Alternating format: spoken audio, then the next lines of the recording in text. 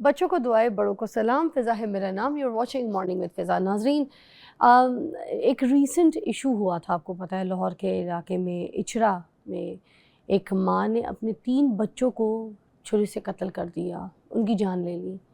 एक 5 साल की बेटी, एक 4 साल का बेटा और फिर एक 1.5 साल की बेटी।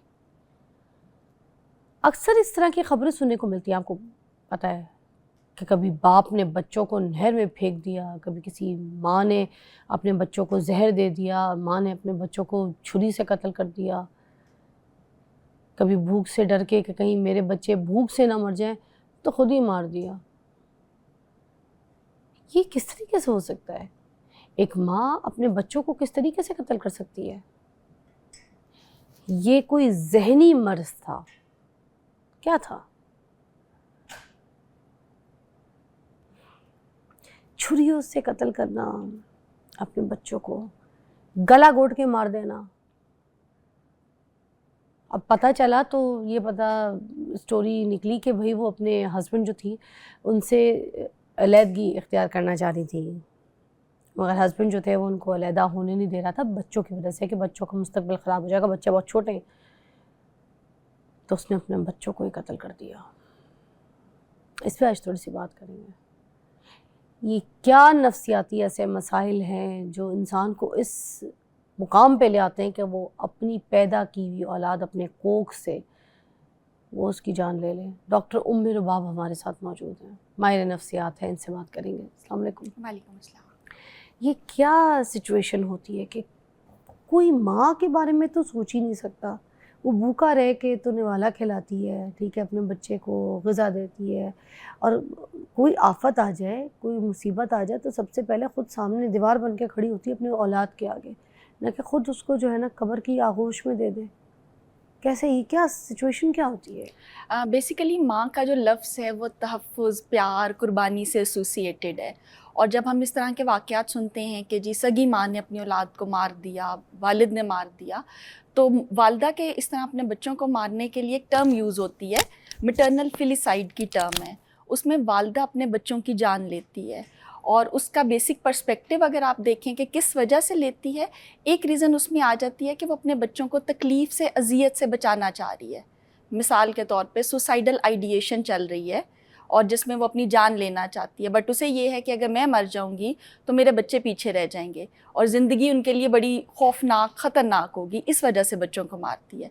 दूसरी रीज़न होती है किसी ज़हनी मर्ज़ में मुब्तला है, जैसे सवेयर डिप्रेशन चल रहा है, शिज़ोफ्रेनिया है, या आप कह लें पोस्टपार्टम डिप्रेशन है, उसमें मारा जाता है।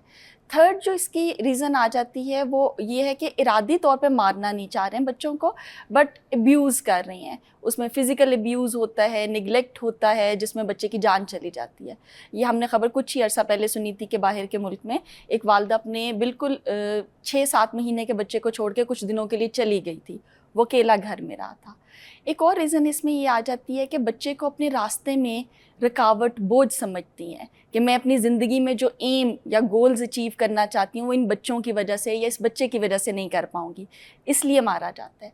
और लास्ट पे आ जाता है कि समटाइम्स हस्बैंड से रिवेंज लिया जा रहा होता है, उससे हस्बैंड से रिवेंज? जी, किस तरीके हस्बैंड का है से कि रिवेंज। औलाद को कत्ल कर दें तो मियाँ से जो है ना बदला लिया जा रहा है? ये समझ नहीं आया। इसमें सिंपली ये है कि आप उसको इमोशनली वीक करना चाह रहे हैं, हस्बैंड को इमोशनल नुकसान पहुंचाना चाह रहे हैं, इस वजह से। अब बच्चे ही क्यों हमेशा आते हैं? क्योंकि बच्चे सॉफ्ट टारगेट होते हैं, बेबस होते हैं, डिपेंडेंट होते हैं। एक अगर हम देखें डिफेंस मैकेनिज़्म यूज़ होता है जो कि है डिस्प्लेसमेंट का। उसमें क्या है, गुस्सा आपको एक पर्सन पे आया है, उस पर आप गुस्सा नहीं निकाल सकते, चाहे वो गुस्सा आपका घरेलू नाचाकी चल रही है, कोई गुर्बत है, इस तरह की रीज़न चल रही हैं, बट आप उसमें टारगेट कर रहे हैं अपने इमोशंस को, अपने गुस्से को टारगेट कर रहे हैं बच्चों पे निकाल रहे हैं। उसमें भी इस तरह बच्चों को मारा जाता है और समटाइम्स एक्सट्रीम केसेस में कोई मर्डर वगैरह भी हो जाता है। अब रीज़न्स अगर देखी जाएँ तो मेन रीज़न आ जाती है कोई ज़हनी मर्ज़, जैसे मैंने पहले कहा डिप्रेशन की वजह से हो सकता है, शिज़ोफ्रेनिया, कोई हेलुसिनेशंस हैं, ऑडिटरी हेलुसिनेशन है, आपको आवाज़ें आ रही हैं कि जी ये बच्चे को मार दो, ये इसका मर जाना तुम्हारे लिए बेहतर है। अच्छा, ये आपने इतने सारे पहलू बता दिए, जी। इनमें हम एक एक करके इसको डिस्कस करते हैं आप, ठीक है? जैसे आपने कहा कि बच्चों को अज़ियत के डर से कि इनको कोई अज़ियत ना हो, इनको कोई परेशानी ना हो तो उसको कत्ल कर दो, ये भी कोई नफ्सियाती मसला होता है? और ये बिल्कुल। कौन सा स्टेज होता जी, है? ये इसमें जिस तरह डिप्रेशन है, डिप्रेशन में सुसाइडल आइडिएशन चल रही है, तो उसमें बच्चों को मारा जाता है कि जी जौन सा है दुनिया इनके लिए बाद में बहुत ख़तरनाक होगी, ये कैसे सर्वाइव करेंगे, मैंने तो मर जाना है। क्योंकि आपको ये सुसाइडल थॉट्स आ रही हैं ना कि मुझे अपनी जान ख़त्म कर लेनी चाहिए, मेरे लिए जो ज़िंदगी है वो जीने के काबिल नहीं रही, तो इस वजह से तो उसमें मारा पहले जाता है। बच्चों को मौत के घाट उतारो और उसके बाद फिर खुद भी खुदकुशी कर लो, ये वाले सेंस। ये वाली सेंस। या समटाइम्स आपने देखा होगा बच्चों को लेके नहर में छलांग लगा दी, बच्चों जी के जी समेत जी लगा जी दी। जी। मैंने थोड़े उसमें टाइम यही पहले एक रील देखी थी, जी, मियाँ से झगड़े हो रहे तो बच्चे को पकड़ा और बच्चे को पकड़ कर नहर में छलांग लगा दी। उसमें भी यही है कि आपको यही है कि अगर मैं मर जाऊंगी तो मेरे पीछे जो बच्चा है उसके लिए ज़िंदगी मुश्किल होगी, वो कैसे जिएगा, कैसे या रहेगा। मैं मर गई तो अपने बच्चे को साथ लेके जाऊंगी, मैं इसके पास नहीं छोड़ूंगी, ये वाली चीज़ ये है। भी हो सकता इस है आदमी के पास जी। बच्चा नहीं रहेगा। तो बेसिक अगर फिनोमेना देखें तो हाय कोई ना कोई अल्लाह। नफ्सियाती मर्ज पीछे इन्वॉल्व है। अगर आप ये भी सुसाइडल थॉट्स भी हैं तो नफ्सियाती मसला चल रहा है। अगर आप पोस्टमार्टम डिप्रेशन है, जैसे डिलीवरी के बाद जौन सा है आपको होता है, बच्चे के साथ आपका कनेक्शन बिल्ड नहीं होता, बच्चे की रोने की आवाज़ भी आपको बुरी लगती है। जैसे कुछ अर्सा पहले ख़बर सुनी थी कि बच्चे को माँ ने रोता ज़्यादा था तो फ्रिज में उसको रख दिया था कि रोने की आवाज़ ना आए। तो ससुराल वालों ने, सास ने बच्चे को फ्रिज में से निकाला था, तो वो पोस्टमार्टम डिप्रेशन था। यानी उसमें आपके डिलीवरी के बाद हार्मोनल चेंजेस आती हैं जिसकी वजह से वो डिप्रेशन होता है। इतना सीवियर। अच्छा, अब इसके जैसे इस तरह की कोई ऐसी सिचुएशन बन रही है कि किसी वाइफ की कोई अगर नहीं बन रही आपस में हस्बैंड के साथ, तो उसके घर वालों को किस तरीके से पता चलेगा, उसकी सास को या फिर अपने शौहर को, कि जो मेरी बेगम है उसको ये अलामात हो रहे हैं, मेरी बहू को ये सिम्टम्स हैं, ये चीज़ें हैं, हो सकता है ये सीवियर चीज़ें जो है इस केस को यहाँ पे लेकर आ जाएं कि बच्चे की जान ले ले? अब उसमें कुछ वार्निंग साइंस आ जाते हैं। आपको मुसलसल उदासी सी उस पर्सन में नज़र आ रही होगी, या अपने आप को थोड़ा सा उसने फैमिली से अलग कर लिया, बातचीत नहीं करता, या ख़ुद से बैठ के अकेले में ख़ुद से बातें करी जा रहा है या जा रही है, तो ये वार्निंग साइंस होती हैं। आना जाना छोड़ दिया है, कमरे में बंद रहना, तो वही डिप्रेशन वाले बेसिक सिम्टम्स आपको नज़र आएंगे। या आप कह लें कि मुसलसल आसमान की तरफ देख के, छत की तरफ देख के घूरते रहना, तो इस तरह के अनयूजुअल बिहेवियर्स आपको फैमिली को जौन से हैं वो नज़र आ जाती हैं, और उस बेसिस पे आप जौन सा है आइडेंटिफाई कर सकते हैं कि पर्सन को कोई इशू हो रहा है, कोई प्रॉब्लम हो रही है। तो इस सिचुएशन में फिर डॉक्टर को दिखाना ज़रूरी है? बिल्कुल ज़रूरी है। आप किसी माहिर नफ्सियात को कंसल्ट कर सकते हैं और किसी साइकेट्रिस्ट को कंसल्ट कर सकते हैं अगर सिविरिटी ज़्यादा है। अगर आपको मुसलसल जी उदासी है, रोना बहुत आ रहा है, या आप कह लें कि अपने आप को नुकसान पहुंचाने की कोशिश की है या बच्चे को नुकसान पहुंचाने की कोशिश की है, तो ऐसी सूरत में साइकेट्रिस्ट को कंसल्ट किया जा सकता है। और अगर सिंपल आप कह लें कि डे टू डे जो एक्टिविटीज़ हैं, थकावट हो रही है, थकन हो रही है, काम नहीं कर पा रही, उदासी महसूस हो रही है, तब किसी क्लिनिकल साइकोलॉजिस्ट को कंसल्ट किया जा सकता है। अच्छा, सिर्फ ये गाँव देहात जैसी जगहों पे ज़्यादा केसेस सुनने को मिलते हैं, या फिर ये पढ़ी लिखी औरतें भी इस तरह की सिचुएशन में फंस सकती हैं? ज़हनी दबाव, ऐसी ज़हनी सिचुएशन उनकी ऐसी हो सकती है क्या? बेसिकली ये कहीं भी किसी भी जगह हो सकता है। जो मैंने आपको वो बच्चे को घर छोड़ के जाने वाला वाक़या बताया है, वो जौन सा वेस्ट का है। तो बाहर की कंट्रीज़ में भी, यानी लाइफ में अगर आपके स्ट्रेस आ गए हैं, अगर आप कह लें पॉवर्टी चल रही है, कोई फाइनेंशियल इश्यूज़ चल रहे हैं, मियाँ बीवी की नाचाकी चल रही है, या कोई हार्मोनल इम्बैलेंस है, तो किसी भी किस्म का नफ्सियाती मसला हो सकता है। और ज़रूरी नहीं कि गाँव वालों को हो, शहर वालों को नहीं हो सकता, या सिर्फ शहर वालों को होता है, गाँव वालों को नहीं। तो किसी भी जगह पे पाकिस्तान से बाहर ऐसे केसेस रिपोर्ट होते हैं। और जो मैंने आपको शुरू में टर्म बताई है, बेसिकली 1969 की टर्म है, और बाहर ये केसेस रिपोर्ट हुए थे। उस टाइम पे मदर ने अपने बच्चों को, डिफरेंट मदर्स ने अपने बच्चों को नुकसान पहुंचाया था।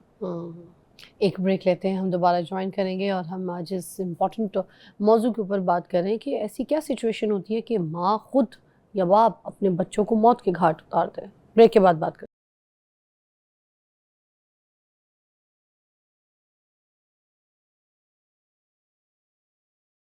अच्छा, अब जैसे डिप्रेशन है हम जिसकी बात कर रहे हैं डॉक्टर साहब, तो क्या ये वैसे ही नॉर्मली कोई ख़ातून के अंदर कोई ऐसे दिमाग के अंदर होता है उनके, या फिर हस्बैंड की तरफ से कुछ ऐसी चीज़ें होती हैं या उनके घर वालों की तरफ से कोई ऐसी चीज़ें होती हैं जो ख़ातून को इस तरफ ले आती हैं कि इस पोजीशन पे अब वो बच्चों के जो है ना जान ले लेंगी? उसमें दोनों चीज़ें आ जाती हैं। एक तो आपका हार्मोनल इम्बैलेंस है, सेकेंडली आपके इन्वायरमेंटल फैक्टर्स हैं।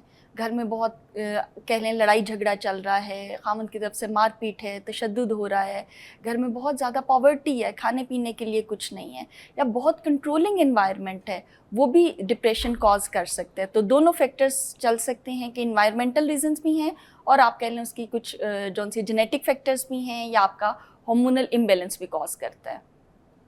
अच्छा, अब ये वाला जो इछरे वाला केस था ना, मैं आपको उसके बारे में थोड़ी सी बताती हूँ कि उसमें तो एक्स्ट्रा मैरिटल अफेयर भी इन्वॉल्व था कि खातून जो थी वो किसी और को पसंद करती थी, ठीक है, और वो अलहदा होना चाहती थी और हस्बैंड अलहदा नहीं होने दे रहा था क्योंकि बच्चे नो डाउट बहुत छोटे थे और वो ये कह रहे थे कि बच्चों का जो फ्यूचर है वो ख़राब हो जाएगा, और उसमें कोई बुराई नहीं है, मियाँ बिल्कुल ठीक बात कर रहा था।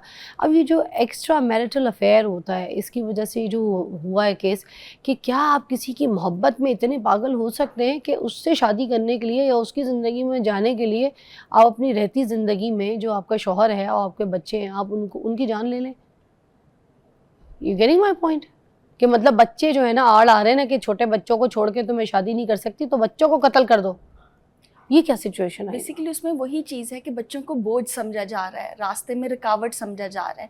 लेकिन उसी केस के रेफरेंस से मैं ये बात कहूँगी कि खातून ने जैसा अपने बच्चों को मारा, उसके बाद उसने कपड़े चेंज किए, एक इंसान जो कोई सीरियल किलर नहीं है, एक सिंपल खातून है जिसकी कोई प्रीवियस मर्डर करने की हिस्ट्री नहीं है, आपने खून देखा अपने बच्चों का। आप हमें स्टेप बाय स्टेप बताएं किस तरीके से, क्या सिचुएशन उस वक्त उसके दिमाग में आई थी। हम यहाँ तक आपकी बात को फॉलो करेंगे, पहले ये दिमाग में रखते हैं कि एक लड़के से उसको इश्क हो गया है, ठीक है, पागल हो गई है वो अपने मियाँ अपने बच्चों के होते हुए, वो फैमिली चीज़ें कुछ नहीं उसको दिख रही, उसको वो शख्स दिख रहा है जिसके पीछे वो दीवानी हो गई है। अब उसके बाद उसके दिमाग में क्या बुखारात चल रहे हैं, क्या चीज़ें चल रही हैं, जो 3 छोटे छोटे बच्चे हैं उनको कैसे कत्ल करने की प्लानिंग उसके दिमाग में आ रही है, ये बताइएगा। क्योंकि जिस तरह उसको किसी और शख्स से प्यार हुआ है और शादी करना चाह रही है, खामन ने कह दिया है कि नहीं भी बच्चे हैं कैसे, या खामन डिवोर्स नहीं उसको लेने दे रहा, तो उसमें क्या है कि इन बच्चों को रास्ते से हटाया जाए।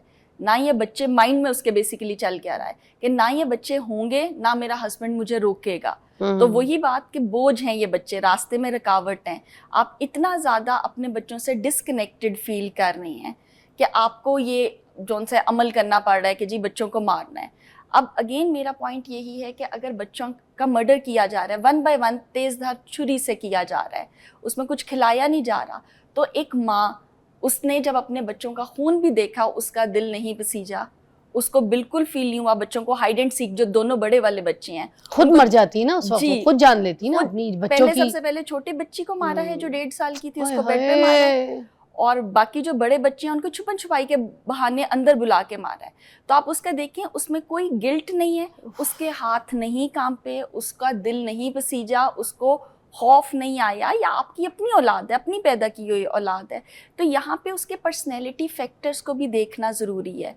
कोई पर्सनैलिटी डिसऑर्डर तो नहीं चल रहा था, जिस तरह उसमें डिफरेंट डिसऑर्डर्स आ जाते हैं जहाँ पे आपको कोई रिमोर्स की फीलिंग नहीं है, कोई गिल्ट की फीलिंग नहीं है, वहाँ पे एंटी सोशल पर्सनैलिटी भी आ सकता है, और नताइज का भी डर नहीं है ना, नताइज के बाद मेरा क्या बनेगा, ये भी नताइज का कोई नहीं सोचा। देखिए उसने मर्डर किया, वो जो सीसीटीवी फुटेज है उसमें वो आराम से चेंज करके घर से निकली और अपने हस्बैंड के पास चली गई है। जब वापस घर आई है, उसकी जो स्टेटमेंट टीवी पे भी चली है, उसमें कोई गिल्ट फीलिंग नहीं, कोई डर, कोई खौफ नहीं है कि जी मैंने अपने 3 बच्चों को। वो तो जो वीडियो आई है जब अपने हस्बैंड के साथ बैठी है, उसमें तो डिफरेंट कहानियां बना रही है एग्जैक्टली कि पता नहीं शायद सास ने मार दिया या फिर हस्बैंड बीच में इन्वॉल्व है, वो तो इस तरह की स्टोरियां बना रही थी। तो वही बात कि गिल्ट फीलिंग्स नहीं है, ऐसे में पर्सनैलिटी को उसकी को असेस करना ज़रूरी है कि कहीं उसकी पर्सनैलिटी ट्रेट्स ही तो इस तरह की नहीं थी, शुरू से ही कुछ इस तरह का कोई चाइल्डहुड ट्रॉमा तो नहीं चला। क्योंकि मेरे लिए ज़्यादा अलार्मिंग ये चीज़ है कि उसको कोई गिल्ट फीलिंग नहीं है। एक सादा पर्सन ने अपने 3 बच्चों को मारा है, छुरी से मारा है, खून देख के भी उसको कुछ नहीं हुआ, कोई उसका दिल नहीं वहाँ पे डरा, कोई खौफ, या रुक जाती अगर एक बच्चे को भी मार लिया। अच्छा, एक आवाज़ भी आती है ना माँ को, हल्की सी के बच्चा क्रॉलिंग करते हुए भी या कोई कहीं ऐसे चलते हुए थोड़ा सा गिर गया तो माँ का फ़ौरन ऐसे जस्ट कलेजा कट जाता है। तो वो जो है उसने खुद मारा, खुद खून देखा, खुद उसको ज़िबा किया, कोई उसको और देखें ऐसी स्टेज पे जब आप इस तरह खून देखते तो हैं, पागल थी फिर, इसका मतलब पूरी पागल हम इसको कहेंगे, क्या हम इसको कहेंगे? ये कहेंगे कि उसकी पर्सनैलिटी डिसऑर्डर्स को भी रूल आउट करना ज़रूरी है, उसकी कोई डिप्रेशन की हिस्ट्री वगैरह को भी रूल आउट देखने में तो करना। पागल नहीं लगती डॉक्टर साहबा, इस तरह देखने की में बिल्कुल पर्सनालिटी, वो तो she was looking very normal. देखिए समटाइम्स उसमें और दिमाग तो चल रहा है, जी चालाकियां भी तो कर रही है, प्लानिंग भी तो कर रही जी है। लेकिन प्लानिंग आपके चल मुंह रही पे है। झूठ बोल रही हैं, इसका मतलब ये कि उसका दिमाग चल रहा है, चालू है, जी पोजीशन में बिल्कुल है। बिल्कुल मगर सही फिर चल ये रहा जो है। डिसऑर्डर्स है ना, ये मुझे इसकी सिचुएशन समझ नहीं आ उसमें रही। मैं इसीलिए कह रही हूँ पर्सनैलिटी डिसऑर्डर्स का, कि गिल्ट नहीं है। जिसने एंटी सोशल पर्सनैलिटी डिसऑर्डर में क्या होता है कि आप लोगों के एहसासात को नहीं समझते, आपके एहसासात लोगों के लिए नहीं होते, आप टोटली आप कह लें ब्लैंक किस्म के हैं, आपको फ़र्क नहीं पड़ रहा। बॉर्डरलाइन पर्सनैलिटी डिसऑर्डर है, उसमें आपको अपने इमोशंस रेगुलेट करने में प्रॉब्लम आ रही है, उसमें अदम तवाज़ुन चल रहा है, यानी आप बैलेंस नहीं कर पा रहे। तो यहाँ पे उसकी पर्सनैलिटी फैक्टर्स को या पर्सनैलिटी डिसऑर्डर को की असेसमेंट रिक्वायर्ड होगी, क्योंकि गिल्ट नहीं है, हाथ नहीं कांप रहे उस औरत के, डर नहीं है, दिमाग चल रहा है उसका। और समटाइम्स आपका मास्क डिप्रेशन भी तो होता है ना, आप कह लें उसको कि अपेरेंटली आपके कोई शक्ल से देख के नहीं लग रहा, बिल्कुल ठीक लग रहे हैं, कोई इंटरनली कुछ अंदर चल रहा हो, उसको रूल आउट भी करना ज़रूरी है। मगर मैं कहती हूँ डॉक्टर साहिबा, कोई भी ऐसी सिचुएशन है, आप अपने आप को कर लें, जाएं अपनी जान लें, अपने आप को ज़िबा कर लें, नाले में कूद जाएं, अपने आप को काट लें, पीट लें, जहर खा लें, कुछ भी करें। आप इतनी इतनी मासूम जानों को इस तरह से कत्ल कर रहे हैं, ज़िबा कर रहे हैं। ये किस किस्म के बुखारात हैं दिमाग में जो उठते हैं आप इस तरह की हरकतें। अच्छा, अस्तगफुरुल्लाह, नाउज़ुबिल्लाह, मुझे ये बताइएगा कि शादी से पहले अपने पार्टनर में क्या इम्पोर्टेंट ऐसी चीज़ें हैं जो देखनी ज़रूरी है, चाहे औरत हो चाहे मर्द हो? सबसे पहले तो ये देखना, उसका टेम्परामेंट देखना ज़रूरी है कि वो किस तरह का उसका टेम्परामेंट है। शॉर्ट टेम्पर्ड है, जैसा मैंने कहा, इमोशंस को रेगुलेट कर पाता है कि नहीं। ऐसा पर्सन जो अपने इमोशंस को रेगुलेट करता है, कोई आप कह लें सख्त सिचुएशन आ गई है, कोई गर्मा गर्मी वाली सिचुएशन है, तो क्या वो अपने एंगर को मैनेज कर रहा है। एक पर्सन जिसका इमोशनल कंट्रोल नहीं है, गुस्से में आया तो गुस्से के बहाव में बह गया, वो चीज़ प्रॉब्लम कॉज कर सकती है। तो वो टेम्परामेंट, बज़ाहिर हमारे यहाँ उस तरह से टेम्परामेंट नहीं देखा जाता। हमारे यहाँ देखा जाता है एजुकेशन क्या है, जॉब क्या है, कितनी सैलरी ले रहा है, या लड़की किस तरह की है, बट ये चीज़ें इग्नोर की जाती हैं। प्लस दूसरी चीज़ ये आ जाती है कि आप ये भी पता करें कि जहाँ पे लड़का काम कर रहा है किस तरह का है, उसकी नेचर किस तरह की है, लोगों से उसका किन लोगों से उसका मिलना जुलना है किस तरह का है, वो चीज़ भी मैटर करती है। छानबीन करके फिर शादी करें, सो ट्रू। और आई होप इस सेगमेंट से आपको कुछ सीखने को मिला होगा। अपने घर में भी अगर आपने अपने घर का माहौल ख़राब किया हुआ है, ख़ास तौर पे सबसे पहले मैं सासों से मुखातिब होना चाहूँगी। अगर आपको लगता है कि आप अपनी बहू को बहुत डिप्रेशन दे रही हैं, ट्रॉमा दे रही हैं, स्ट्रेस दे रही हैं, उसकी ज़िंदगी से आप अपने बेटे को दूर कर रही हैं, मतलब उसके शौहर को दूर कर रही हैं, तब भी ये सिचुएशन औरत के अंदर आ सकती है। अभी डॉक्टर साहिबा जो हमें सिचुएशंस बता रही थी, उनमें ये घरेलू नाचाकियाँ, घरेलू प्रॉब्लम्स की वजह से ये सिचुएशन औरत के अंदर आती है। सबसे पहले तो दिमागी तवाज़ुन ठीक करना बहुत ज़रूरी है औरत का, घर से ठीक होगा। आप घर से ख़राब करेंगे तो फिर सिचुएशन बढ़ सकती है। अपनी बीवी हो, चाहे आपकी अपनी सास भी, आप अपनी सास को भी ऐसे ट्रॉमे, ऐसी डिप्रेशन में मत लेके आएँ कि सास भी कोई ऐसा कदम उठा ले। उसी तरह जो मियाँ है उसको भी देखना बहुत ज़रूरी है, अपने बेटे को भी देखना बहुत ज़रूरी है कि उसकी मेंटल सिचुएशन सही हो। ये नहीं कि बाहर के नशे तमाशे करके आए और आके घर में अपने जो है ना बच्चों को, छोटे-छोटे बच्चों को जुल्म करे, मारे, गाली दे, बीवी को मारे। ये सब चीज़ें घर के माहौल को ठीक करना ज़रूरी है।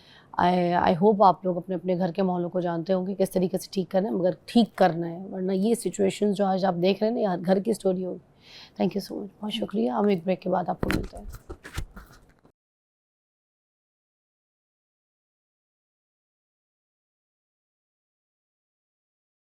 Welcome back.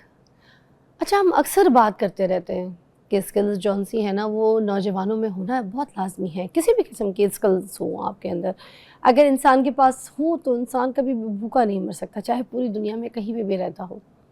अब हमारे जो नौजवान हैं उनमें स्किल्स डेवलप करने में बहुत सारी ज़रूरत है अभी। अब उन स्किल्स को किस तरीके से डेवलप किया जा सकता है, कौन कौन सी ऐसी स्किल्स हैं जो हमारी यूथ में, नौजवानों में होनी चाहिए। आप एजुकेशन लें, ठीक है, आप पढ़े लिखें, आप यूनिवर्सिटीज़ भी जाएं, डिग्रीज़ भी लें, मगर साथ आपके पास कोई ऐसी स्किल्स भी मौजूद हो कि कोई भी आप पे अगर कोई पूरा वक्त आ जाए तो इस स्किल के ज़रिए अब अपनी रोज़ी रोटी जो है वो आसानी से कमा लें, आप भूखे ना मरें एटलीस्ट, ठीक है ना। अब वैसे भी ये तो वो वाला दौर चल रहा है ना कि जो स्किल्स हैं उन्हीं को बहुत ज़्यादा अप्रिशिएट किया जा रहा है। चाहे आप जितना पढ़ लिख लें, आप जितनी डिग्रीज़ ले लें, अगर आपके पास अच्छी स्किल्स नहीं है तो अच्छी नौकरी भी नहीं है। ऑल्सो आप अपना कोई अच्छा खुद का बिज़नेस स्टार्ट नहीं कर सकते, यू नो। अगर कोई एक शख्स, मैं कहती हूँ कि गाड़ियों का मैकेनिक है या बाइक का मैकेनिक है, ऐसे ले लें, ठीक है, या फिर वो कोई भी काम कर रहा है, या फिर वो बाल काट रहे हैं, नाई है, कोई भी है, ठीक है, उसके पास स्किल है, ठीक है, उसने स्किल डेवलप की है, वो कहीं पे भी भूखा नहीं मरेगा, पूरी दुनिया में कहीं पे भी होगा तो अपने स्किल से कुछ भी करके पैसा कमा लेगा। तो इसी हवाले से आज हम बात करेंगे पंजाब के जो नौजवान हैं इनको कौन कौन सी स्किल्स जो है वो सिखाई जा रही हैं और कौन सी ऐसी प्रोग्रेस है इस सिस्टम में जो चल रही है नौजवानों के लिए। हमारे पास अदनान अफजल चट्टा साहब मौजूद हैं, chairperson CM Punjab task force on skills development, ठीक है। इसके अलावा MPA भी हैं, ठीक है।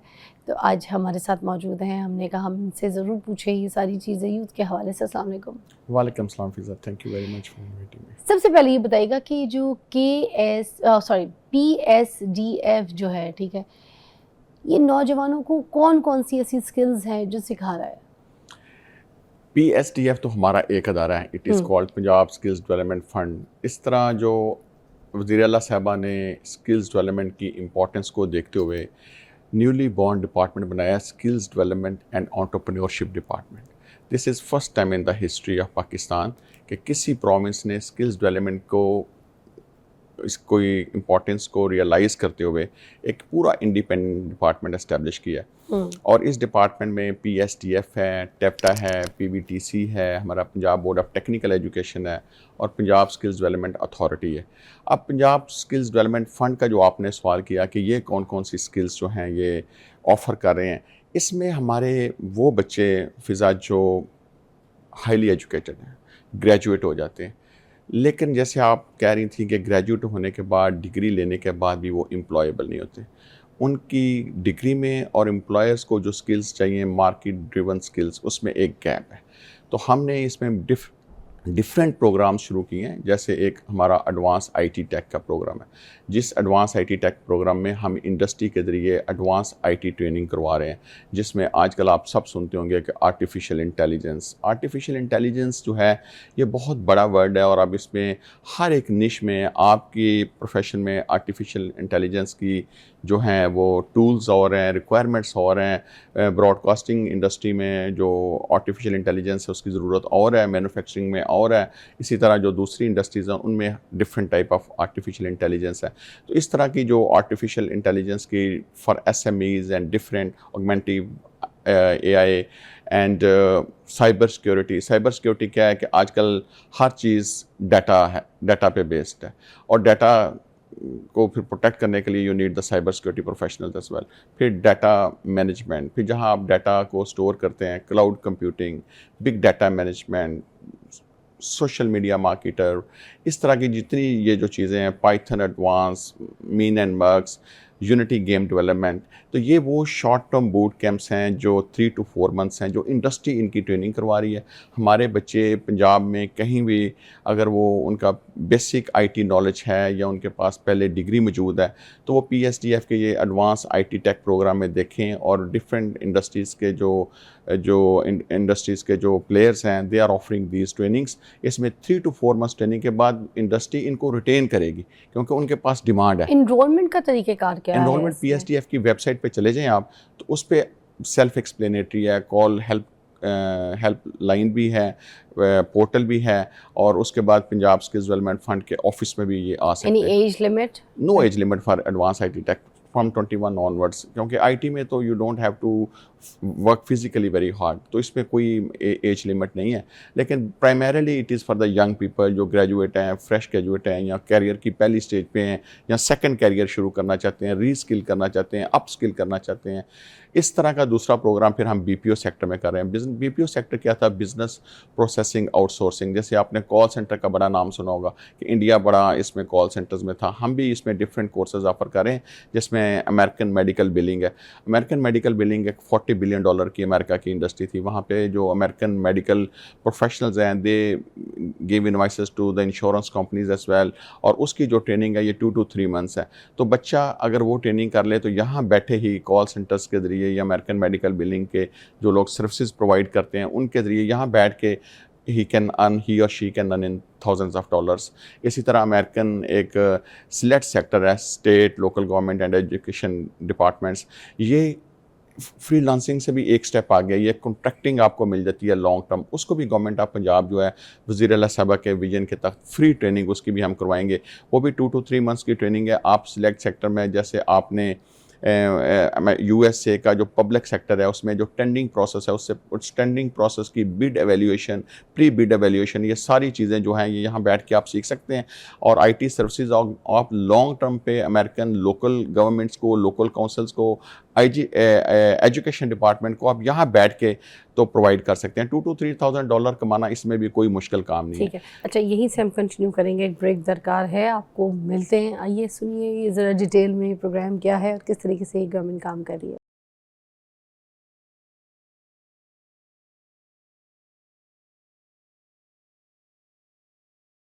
Welcome back. हमारे साथ अदनान साहब मौजूद हैं। स्किल्स के हवाले से हम लोग बात कर रहे हैं।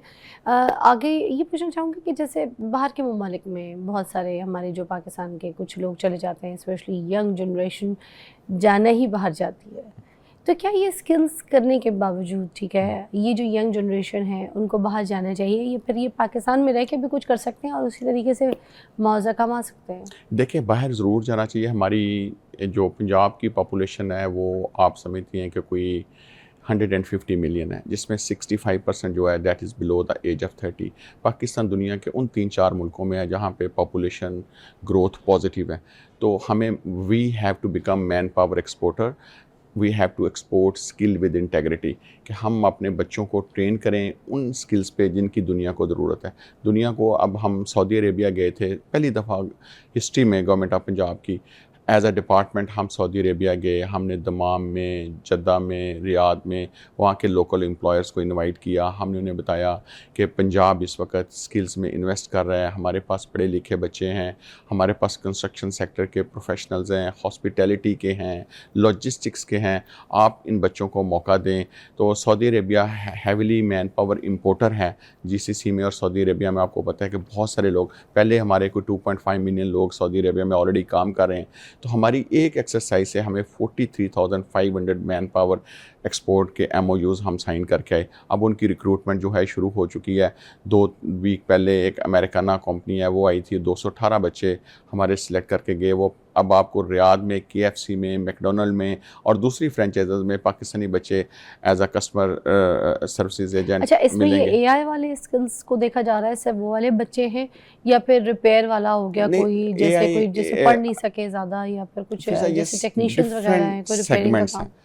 सारे, अब एक बच्चा देखें जो मैट्रिक तक गया है या स्कूल नहीं गया, तो उसको भी तो कोई कैरियर ऑप्शन चाहिए ना।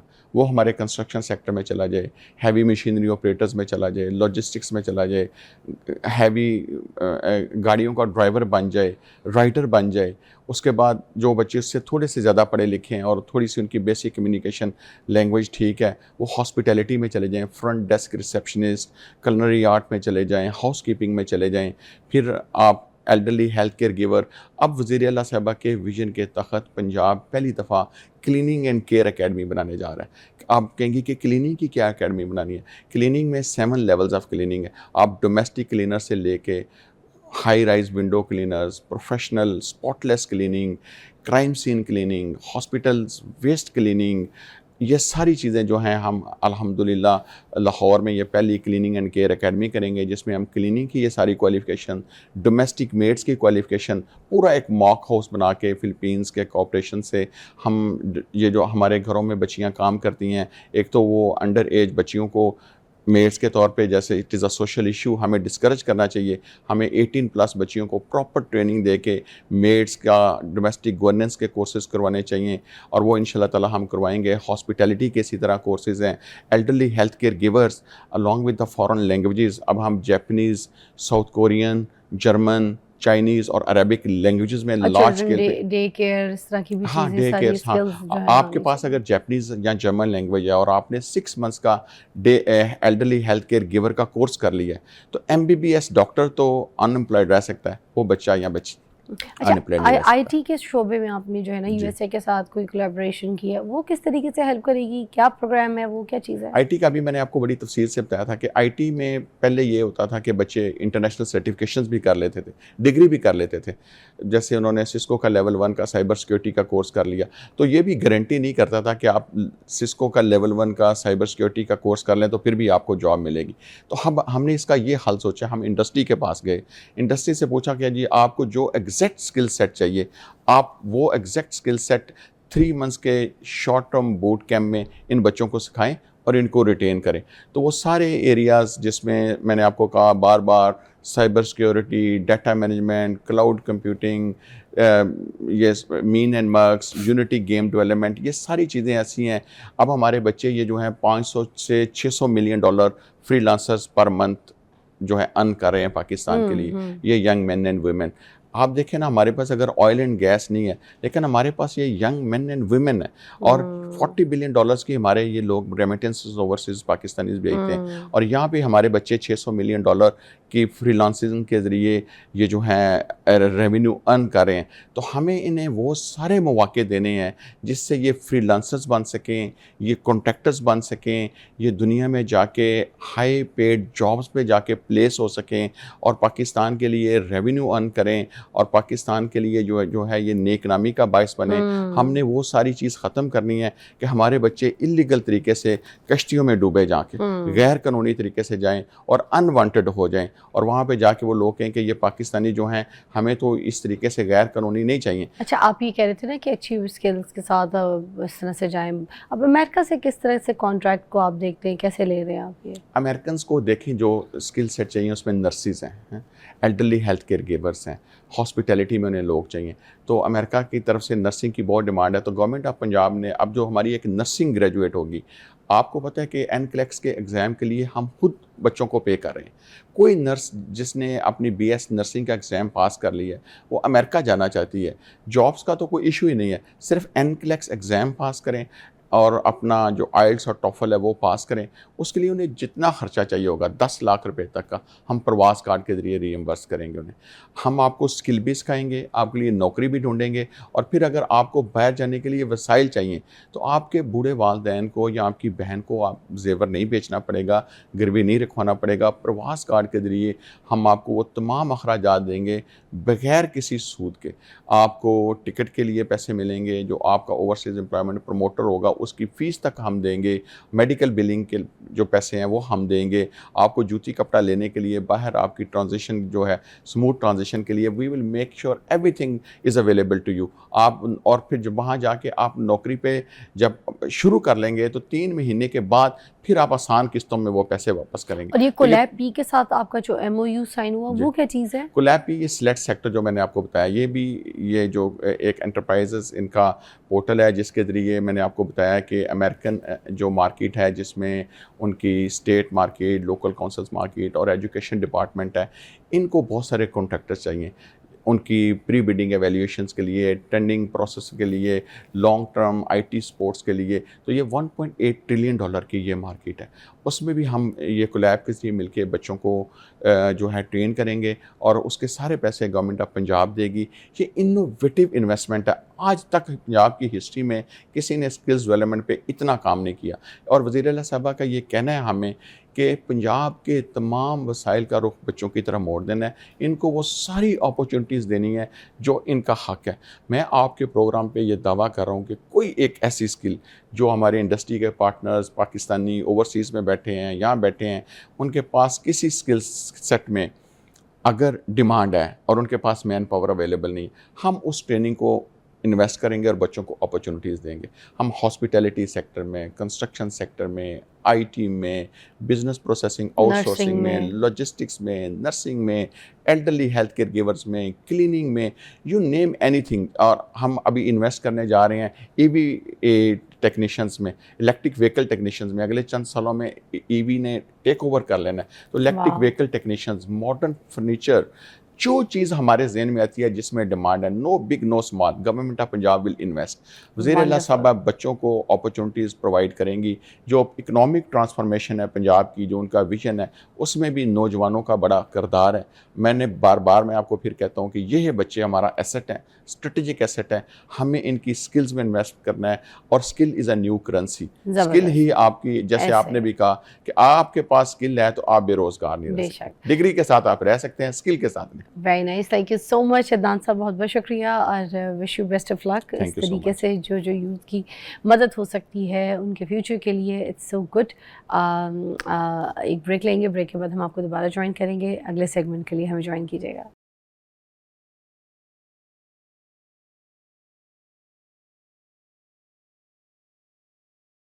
वेलकम बैक नाज़रीन। कहते हैं कि कुछ लोग जीने के लिए खाते हैं और कुछ लोग खाने के लिए जीते हैं। अब देखें ना कि जैसे शादी हो या फिर कोई पार्टी वगैरह हो, कहीं दावत हो, तो वहाँ पर जब कोई खाना देख लेना और देखने को मिल जाए खाना ऐसा कि वाह खुशबू आ रही हो, तो वो अपनी प्लेट पे ऐसे खाना भरते हैं कि जैसे केटू का पहाड़ बना लेते हैं।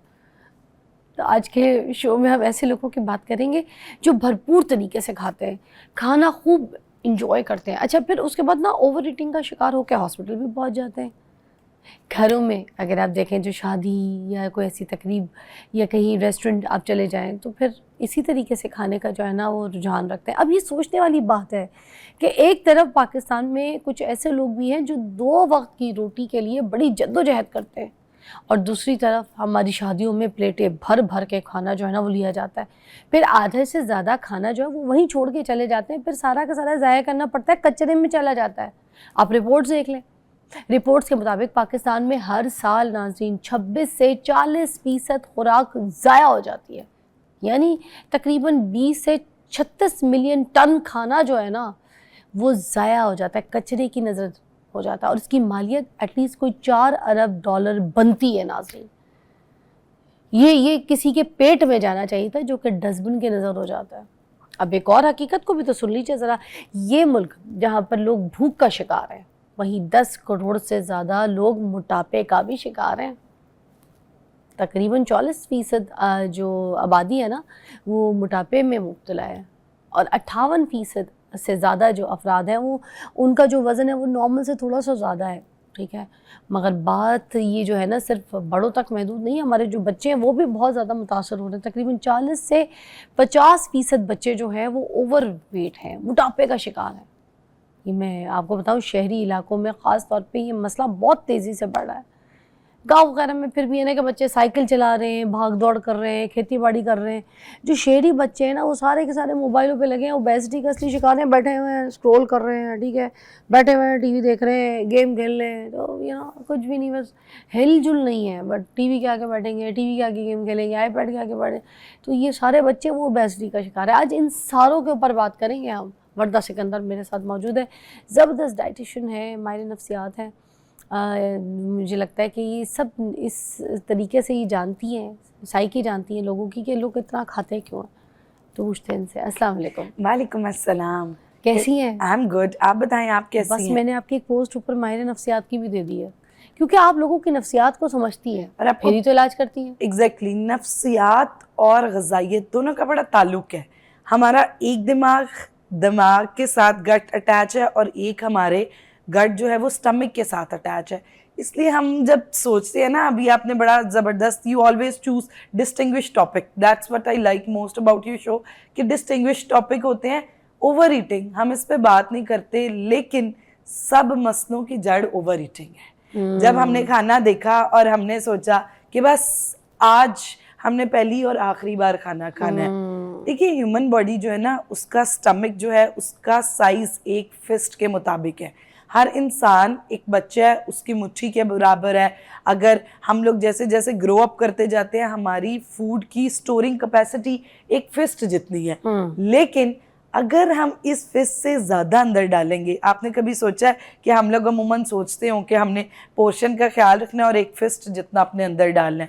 नहीं, हम खाना देखते हैं और हम कहते हैं कि इवन पेट भर चुका होता है, but still for the sake of enjoyment, for the sake of के यार आज तो मेरी पसंद की चीज़ अच्छा, है। और जिस दिन हाँ। शादी में जाना हो, कोई ऐसे फंक्शन वगैरह हो जाए ना कि पता है कि भाई वहाँ पे आइटम है, खाना है ये, तो एक दिन पहले खाना छोड़ देते हैं कि भाई कल ही जाके सब कुछ खा लेंगे। हाँ ऐसे ही है। और फिर जब शादी पे जाते हैं एक वक्त में इतना ज़्यादा खाते हैं और उसके 2 ही घंटे के बाद जब घर आते हैं तो यकीन मानिए पेट पकड़ के बैठे चला होते भी हैं। नहीं जा रहा होता। चला भी नहीं जा रहा होता, पेट खराब हो बिल्कुल जाता है। वैसे जैसे एक मच्छर आपको काटता है ना, हाँ। और जब वो खून पी लेता है तो आपने देखा उस मच्छर के अंदर खून भर जाता है, यस। उससे उड़ा भी नहीं जा रहा होता, वो खुद ही मरीलों की तरह इधर उधर टुर फिर रहा और होता वो है। ये होता है कि हम, और कोई भी पूछे आपको क्या हुआ है, हम शादी से होके आए हैं।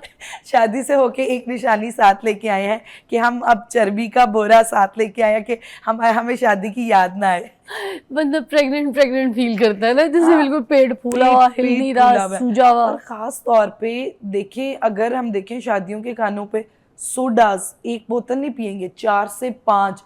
आप खुद इमेजिन करें फिजा, एक सोडे की बोतल के अंदर 3 to 7 स्पून्स ऑफ शुगर है और आपने 3 से 4 बॉटल्स पी ली है। आप देखिए आपके अंदर तूफान नहीं आएगा तो क्या होगा।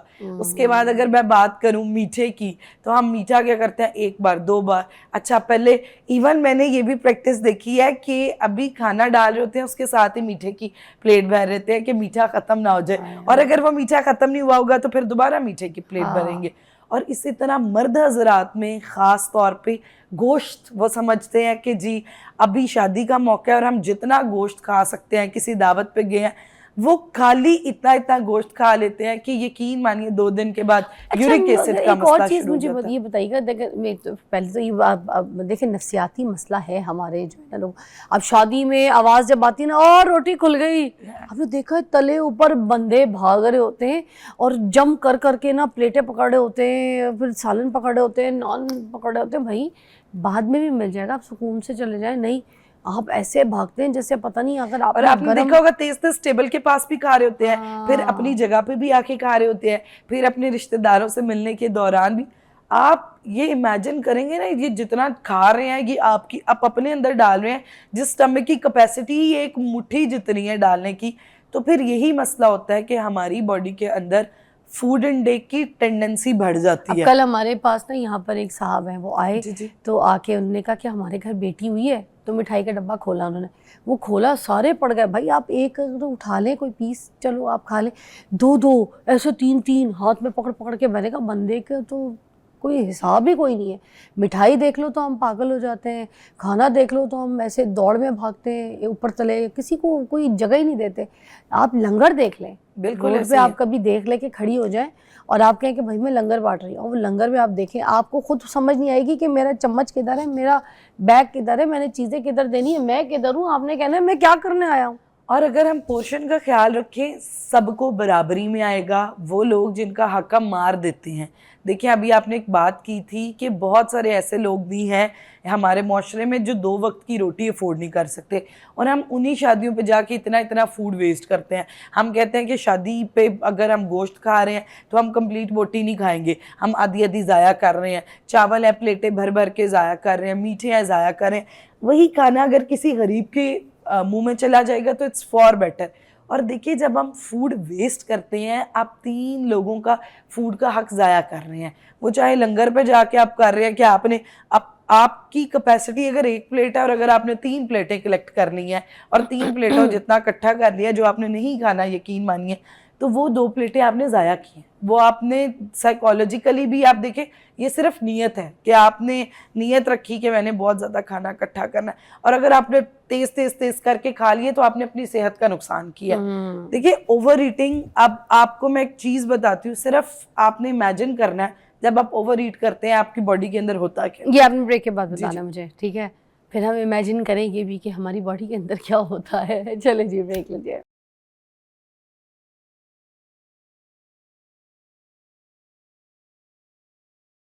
याद है, हम आपको ये बताएंगे कि एक इंसान है, उसका मैदा है, अब उसके अंदर कौन कौन से खाने जा रहे हैं और उसके बाद उसका क्या हशर हो रहा है। Over to you. Okay, now just imagine आप एक शादी पे गए हैं और आपने 8 से 10 प्लेटें, वो सलाद है, वो बारबेक्यू है, कबाब है, गोश्त है, मीट है, सब अपने आगे सजा लिया है, ठीक है। और आपने इमेजिन करना है कि वो इंसान आप हैं और आपने क्या करना है कि जी आपने एक मुंह में सलाद डाल रहे हैं, फिर बीच में कबाब डाल रहे हैं, फिर 2 चम्मच मीठे के डाल रहे हैं, साथ साथ सोडे के सिप लगा रहे हैं। अब हमारी जो बॉडी है ना, इसको फंक्शनल होने में, खाने को डाइजेस्ट होने में टाइम लगता है और वो समझती है मेरे अंदर क्या जा रही है। आप अपने ठुस ठुस ठुस ठुस अंदर डालिए, बॉडी को समझ ही नहीं आ रही मेरे अंदर चल के आ रहा है। बॉडी क्या करेगी, वो खाने को अंदर लेके जाएगी।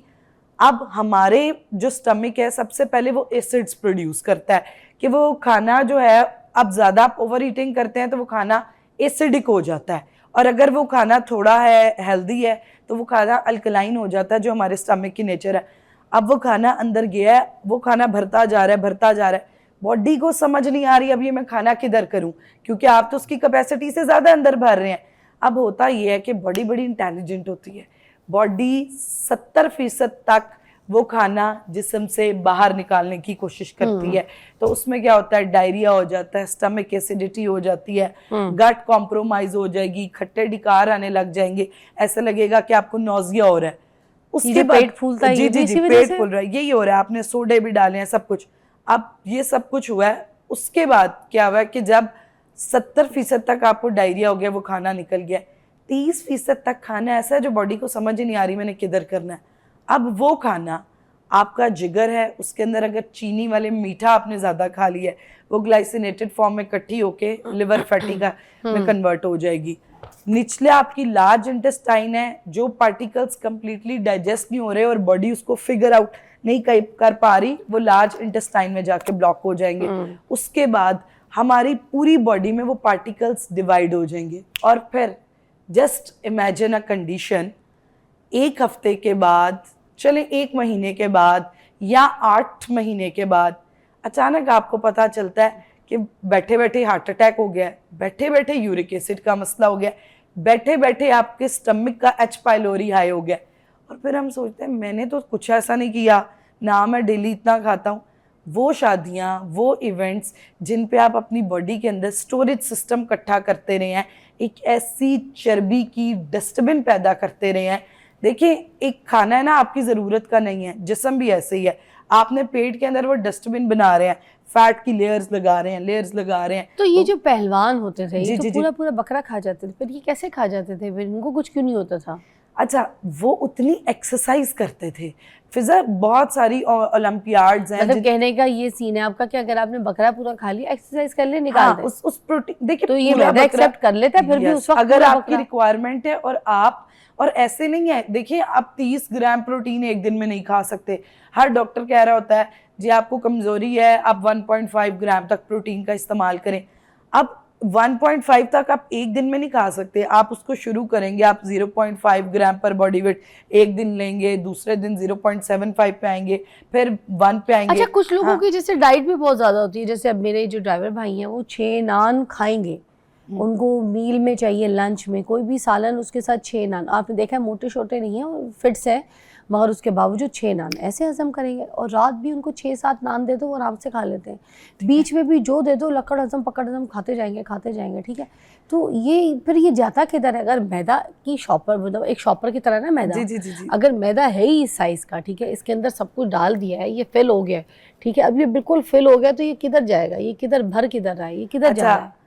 आपको पता है फैटी लिवर की ज़्यादा तादाद, आज हर 8 में से 4 लोगों को फैटी लिवर है, और उसमें ज़्यादा तादाद जो है वो पतले लोगों की है। वो अच्छा? समझते हैं कि हम लोगों को फैटी लिवर नहीं हो सकता। अब क्या होता है, उनके अंदर अगर फैटी लिवर नहीं होगा, उनके अंदर प्री डायबिटीज़ हो जाएगी। अगर आप ज़्यादा खा रहे हैं, सफ़ेद मैदे वाला गलत खा रहे हैं, मीठा ज़्यादा खा रहे हैं, चाहे आप पतले और आप समझते हैं हम जितना भी खा लें हमें फ़र्क नहीं पड़ेगा, लेकिन आपकी बॉडी के अंदर इंसुलिन रेजिस्टेंस हो रही है, आपकी बॉडी के अंदर फैट मेटाबॉलिज्म अफेक्ट हो रही है, आपकी बॉडी के अंदर वो जो चर्बी डाइजेस्ट नहीं हो सकती वो जिस्म के अंदर ब्लॉक हो रही है। और कुछ नहीं, आंतड़ों के अंदर जो हमारी बड़ी वेन्स होती हैं, जिसको हम बड़ी वेन को कहते हैं सुपीरियर वेनो कैवा, और जितनी आर्टरीज होती हैं, एक इंसान को एंजाइना या हार्ट अटैक होता है, उसमें होता यह ज़रूरी नहीं वो मोटा या पतला है। हार्ट अटैक में अगर आपकी आंतड़ों के अंदर एथेरोस्क्लेरोसिस है, एक वैक्स की तरह प्लैक बन जाती है, जो चर्बी हम एक्स्ट्रा डालते रहते हैं, और वो अब जब आंतड़ों के साथ चिपक गई है और उसके अंदर से एक पाइप है, खून नहीं पास हो पा रहा, तो उसने एकदम ब्लॉक होना और उसने एकदम जर्क देना, वो जर्क एंजाइना हो सकता है, हार्ट अटैक हो सकता है। तो इसलिए बॉडी की जो कॉम्पोजिशन है वो ओवर ईटिंग से अफेक्ट होगी, चाहे एक पतला इंसान है एक मोटा इंसान है। हाँ, कहाँ डिफरेंस आ सकता है, अगर आप ओवर ईटिंग कर रहे हैं उसके साथ आप उतना बर्न कर रहे हैं। अच्छा, कहते हैं कि ये जो बकरी है ये खाती है सब्ज़ी, ये खाती है हरे पत्ते, हरी चीज़ें, तो बकरी ये खाती है तो मह करती है, मह, ठीक है। और ये जो शेर है वो गोश्त खाता है तो गुर्राता है, आपने देखी है उसकी आवाज़ कैसी है, उसके अंदर ताकत भी ज़्यादा है, बकरी से ज़्यादा ताकत शेर में, क्योंकि वो गोश्त खाता है, ठीक है। अब वो बकरी खाता है सपोज़, ठीक है ना, और बकरी क्या खाती है, घास फूस खाती है। तो फिर हमें क्यों कहा जाता है कि भाई घास फूस खाओ, सैलड की इंटेक ज़्यादा करो, सैलड खाओ, पत्ते खाओ, ग्रीन चीज़ें खाओ, तो वो चीज़ें हमें ताकत तो नहीं दे रही। अगर चेहरे पे रौनक चाहिए हमें गोश्त तो खाना पड़ेगा। बच्चे को अगर दिमाग इस्तेमाल करना है, पढ़ना है, उसको गोश्त की इंटेक तो देनी है। अगर हम उसको खीरे खिलाएंगे तो उसमें ताकत क्या होगी बच्चे में। फिर हम क्यों कहते हैं बच्चों को सब्ज़ी खिलाओ, बच्चों को ये खिलाओ, बच्चों को हरे पत्ते खिलाओ, फिर बच्चों को गोश्त क्यों ना खिलाओ। अच्छा देखिए, हमारी बॉडी को दोनों टाइप्स ऑफ प्रोटीन्स चाहिए, एनिमल बेस्ड प्रोटीन भी चाहिए, प्लांट बेस्ड प्रोटीन भी चाहिए। अब हमारे सर के बाल से लेके पाँव के नाखून तक बॉडी को डिफरेंट न्यूट्रिएंट्स चाहिए।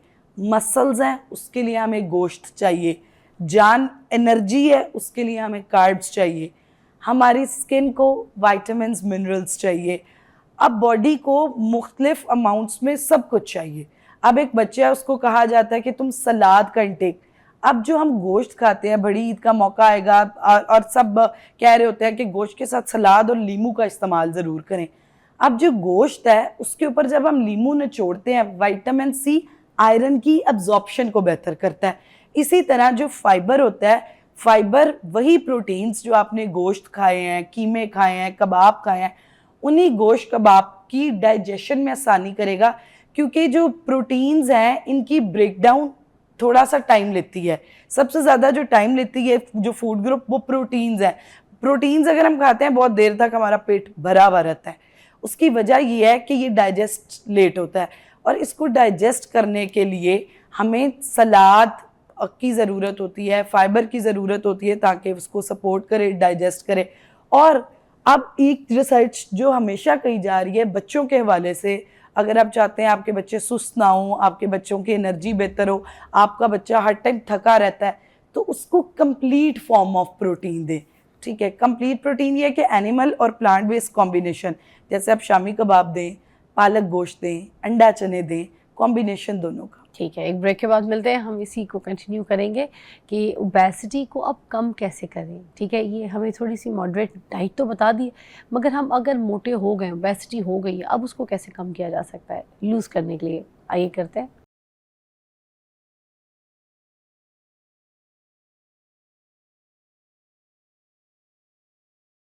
अब ये जो माशरा मोटा हो गया है, कुछ लोग डिप्रेशन में भी मोटे हो जाते हैं। बिल्कुल, बिंज में भी, डिप्रेशन में खाना शुरू कर सकते हैं। हाँ, वो समझते हैं कि हमारे डिप्रेशन का हाल खाना है, इसलिए बहुत खाते हैं बिंज।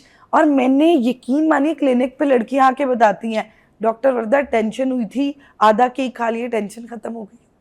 हाँ, स्ट्रेस, हम अपने स्ट्रेस को एसोसिएट कर देते हैं, कई लोग रोने से एसोसिएट कर देते हैं, कई लोग सोने से कर देते हैं, और एक बहुत ज़्यादा लोगों की तादाद खाने से एसोसिएट अच्छा, कर दो देते हैं। कुछ सिग्नल हैं कुछ आप बता सकती हैं कि अगर इंसान खाना खा रहा है, वहाँ उसको खुद अपनी बॉडी के हिसाब से सिग्नल आ जाए कि भाई बस हो गया, तुम्हारा पेट फुल हो गया है, अब मैदा फुल है, अब उसके ऊपर मत खाओ, ये कोई सिग्नल मिल जाए, ठीक है। या फिर आप कोई ऐसा सिग्नल हमें बता दें कि जब इंसान को पता नहीं चलता कि उसको भूख लग रही है।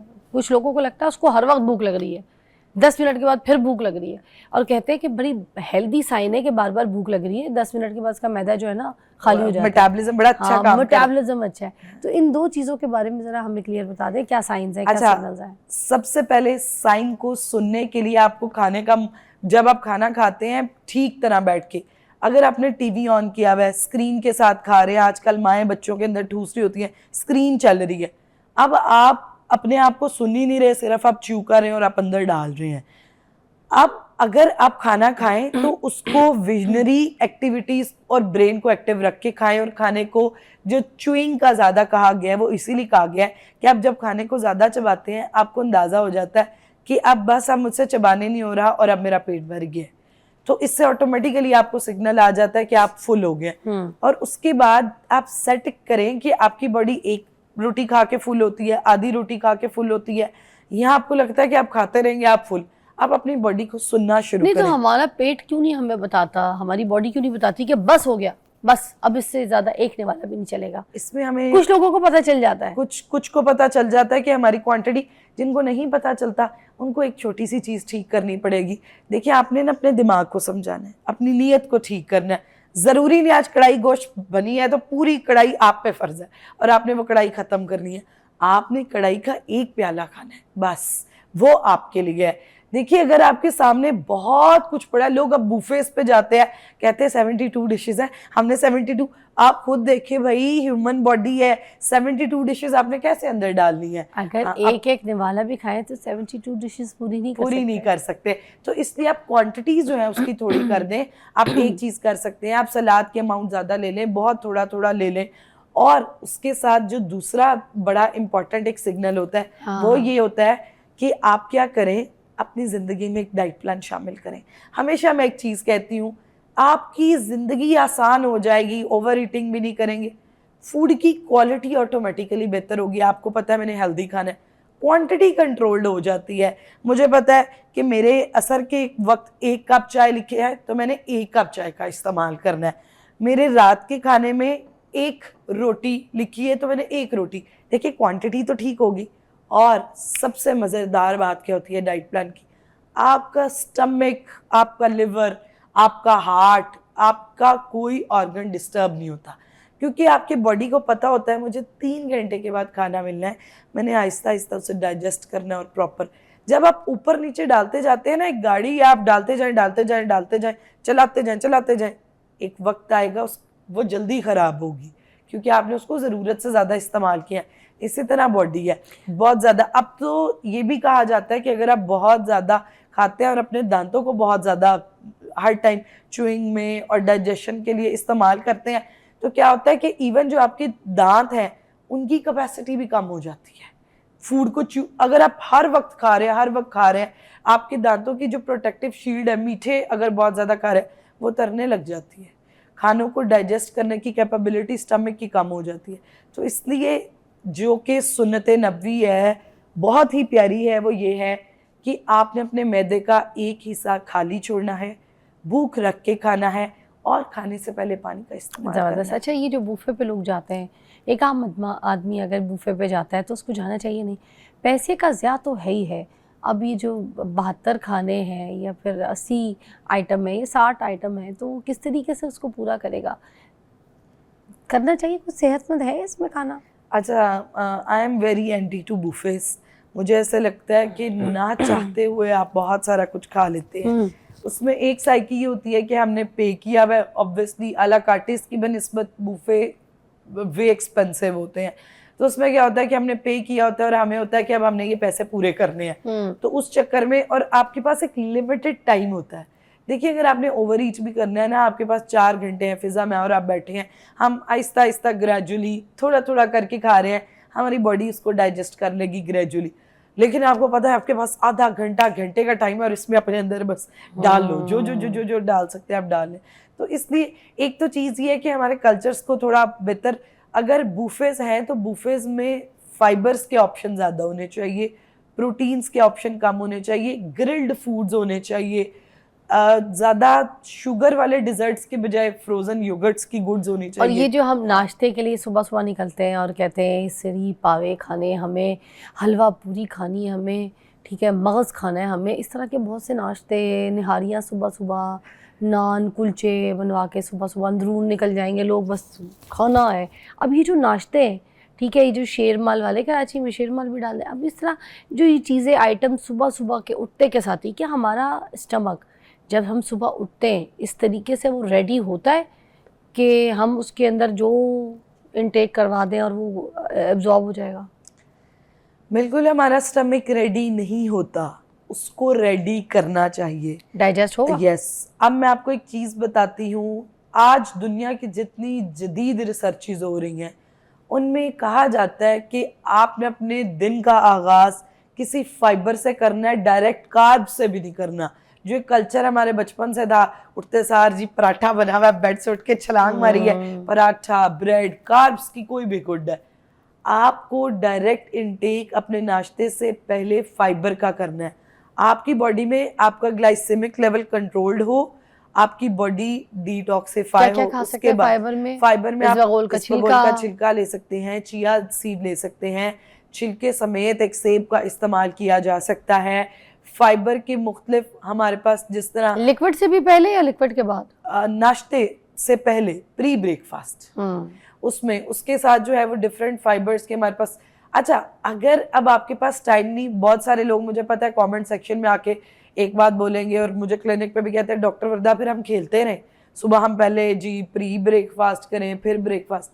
अगर आपके पास टाइम नहीं है और आप एक वर्किंग वुमेन, वर्किंग मैन है, आप क्या कर सकते हैं, आप ब्रेकफास्ट ही ऐसा कर लें जो हाई फाइबर है। ओटमील खा लें, आप पोरेज खा लें, आप मल्टीग्रेन आटे की रोटी खा लें, आप मल्टीग्रेन आटे की ब्रेड खा लें। आप उसके अंदर क्या होगा कि ऑटोमेटिकली फाइबर कंटेंट बहुत ज़्यादा है। हम अगर दिन में, लोग कहते हैं 15 ग्राम तक फाइबर का इस्तेमाल करें, लेकिन अगर आप आज सेहतमंद रहना चाहते हैं तो आप अपने दिन के अंदर 35 ग्राम तक फाइबर लें। दोपहर का खाना खा रहे हैं, पहले सलाद का प्याला खाएं। आप ज़्यादा खाना नहीं खाएंगे, आप फुल रहेंगे और आप यंग रहेंगे और आपकी स्किन बड़ी अच्छी रहेगी। इसी तरह अगर रात का खाना है, रात के खाने के साथ सलाद खाएं।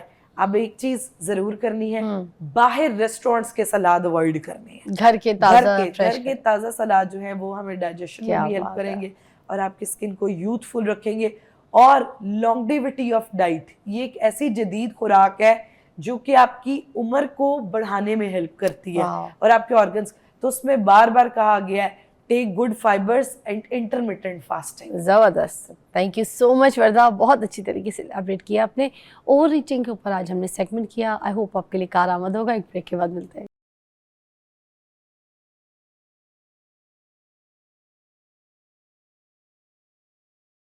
Welcome back. मेरे पास एक यंग सिंगर मौजूद हैं, तलहा कासिम। पॉप सिंगर हैं, गिटार पे प्ले करते हैं, सिंगर, कंपोज़र, लिरिसिस्ट भी हैं और म्यूज़िक प्रोड्यूसर भी हैं इतनी सी एज में। तो ओवरऑल जितने भी प्लेटफॉर्म्स हैं उसमें 10 मिलियन के करीब इनके व्यूज़ हैं और लोग बहुत पसंद कर रहे हैं इनको। तो आज मैं आपसे मुलाकात करवाती हूँ। अस्सलाम वालेकुम तलहा। वालेकुम अस्सलाम। क्या हाल है? जी अल्लाह पाक का बड़ा करम, आप सुनाएं। अच्छा, ये एक तो वैसे सिर्फ एक होता है ना स्लैंग बन गया, लोग किसी से पूछते हैं क्या हाल है तो ये स्लैंग है। मैं जब किसी से पूछती हूँ तो मुझे लगता है कि आप मुझे सच में बताएं कि आपके क्या हाल है। जी अल्हम्दुलिल्लाह सब बेहतरीन। असल में जी खुश हैं? जी जो चाहते थे मुकाम, जो काम, जो फील्ड, सब चीज़ों से मुतमईन है तलहा? अभी तो स्ट्रगलिंग फेज़ में है, अब देखें इंशाल्लाह, लगे हुए हैं, लेकिन अल्हम्दुलिल्लाह अल्लाह पाक से बड़ी उम्मीद है। तो आना कैसे हुआ म्यूज़िक फील्ड में? काफ़ी लंबी स्टोरी है वैसे। 10th क्लास में मुझे शौक़ आया था और मेरे घर वालों की तरफ से इतनी ज़्यादा इजाज़त नहीं थी। काफ़ी स्ट्रिक्ट मेरी फैमिली है और क्या आपको पता है आजकल की फैमिलीज़ होती हैं, वो कहते हैं कि यार कैरियर इसमें नहीं बन सकता, आप कोई स्टडी करो। तो उस फेज़ के लिए मैंने, आप कह लें कि मैं 18 ईयर्स ओल्ड भी नहीं था और मैं कॉल सेंटर की जॉब वगैरह मैंने स्टार्टअप लिया था और वहीं से मैंने सारी चीज़ों को बढ़ाना शुरू किया था। तो फिर लिखना कैसे शुरू हो गया, प्रोड्यूस कैसे मैं करना शुरू हो गया? एक टीचर थे मेरे, उनके पास मैं जाता था सीखने के लिए। उनका पूरा बैंड था, वो काफ़ी आपको सपोर्टिव थे और उन्होंने काफ़ी ज़्यादा चीज़ों में मुझे हेल्प आउट किया है। मैंने उनके साथ 3 to 4 ईयर उनके साथ गुजारे हैं और ये है कि उन्होंने ही मुझे, आप कह लें कि जॉब के अंदर जाके मेरा इंटरव्यू को पास करवाना और मुझे लगवाना कि यार ये आप यहाँ पे काम स्टार्ट करो और उसके बाद चीज़ों को आगे लेके चलो। और हत्ता कि मेरे घर वालों को नहीं पता था। जब मैं 1-2 साल मैंने इस तरीके से स्ट्रगल किया और उसी फेज़ में मैंने अपना गिटार वगैरह परचेज़ किया था और हारमोनियम वगैरह। फिर उसके बाद चीज़ें चलती गईं। जो टीचर उस्ताद थे हमारे, वो बहुत सपोर्टिव थे, उन्होंने काफ़ी कुछ सिखाया और हमने भी बहुत कुछ उनके अंदर घुस के सीखा। तो ये 10 मिलियन व्यूज़ कैसे आ गए फिर आपके, मतलब ये तो 3 साल के बाद मुझे शौक़ था कि मैं अपना सॉन्ग रिलीज़ करूँगा, बट इस तरह का हुआ कि मैंने जिस भी प्रोड्यूसर के पास जाता था तो वो बहुत ज़्यादा पेमेंट वगैरह चार्ज करते हैं, तो उस तरीके से मुझे वर्थ इट नहीं लग रहा था। तो फिर मैंने सोचा कि यार क्यों ना आप एक अमाउंट सेट करके एक अपना स्टूडियो बना लिया जाए। मैंने अपना स्टूडियो बनाया और लिखना मैंने आप कह लें कि 2 साल के बाद ही स्टार्ट कर दिया था और टूटा फूटा लिखता था, 3 से 4 रजिस्टर मेरे भरे हुए हैं और उसके अंदर से ही मैंने आप कह लें कि 5 to 6 ओरिजिनल सॉन्ग्स निकाले हैं। तो हमें सुनाए कुछ, आपने जो टूटा फूटा लिख लिख के अपने आप को बनाया है वो जोड़े ना हमारे सामने। हाँ बिल्कुल, मैं सुना देता हूँ। जी चलिए सुनते हैं तलहा को और एंजॉय कीजिए इनकी मौसीकी।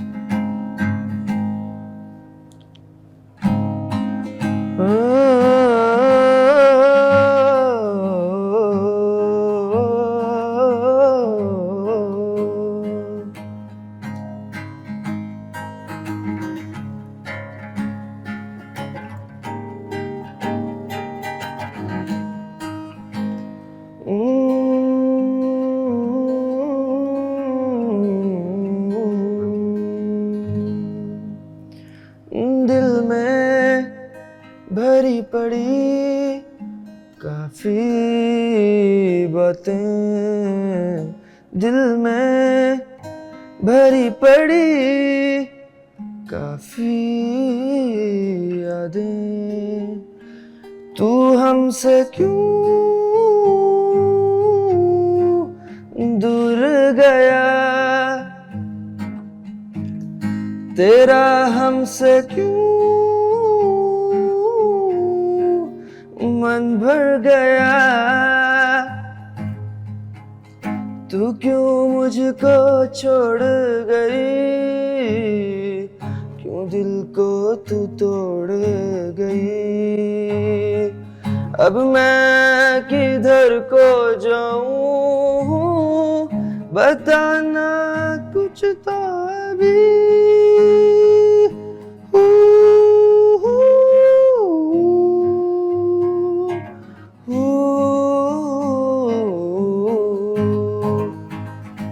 फटने लगा मेरा सर दर्द से, यादें गुम है मेरे दिमाग में कब से, मेरे कमरे की दीवारें गवाह है, मेरे सिगरेट्स क्यों इतने बढ़ गए, अरसा हो गया है मुझे अपने घर गए, घर की जिम्मेदारियों का बोझ सर पे, तेरे बारे में करता नहीं अब तबसरे, पर तेरे नाम से क्यों लड़ जाता हूँ सबसे, मुझे मेरी जिंदगी में जिंदगी थी मिली और इसी जिंदगी में मेरी जिंदगी थी छीनी, अब बसर भी तो करनी है ये पूरी जिंदगी, मगर अब जिंदगी में मेरी कोई कदर ही ना रही, अब छोड़ो ना मेरी ये बातें पुरानी, वो बातें पुरानी जो बन गई कहानी, सारी कहानी सुना तू ज़बानी, तू कह दे तो दे दूं ये सारी जवानी, ये कैसी रंजिशें हैं जो जीने ना देती, अजब सी बेबसी है उदासी की घड़ी, अरे तुम क्या जानो मेरे दिल पे है क्या गुजरी, अरे तुम क्या जानो मेरी रातें हैं कैसे कटी, मैं तुझको चाहता था, मैं तुझ पे मरता था, क्यों तुमने मुझको ऐसे पल पल तड़पा दिया, ओ,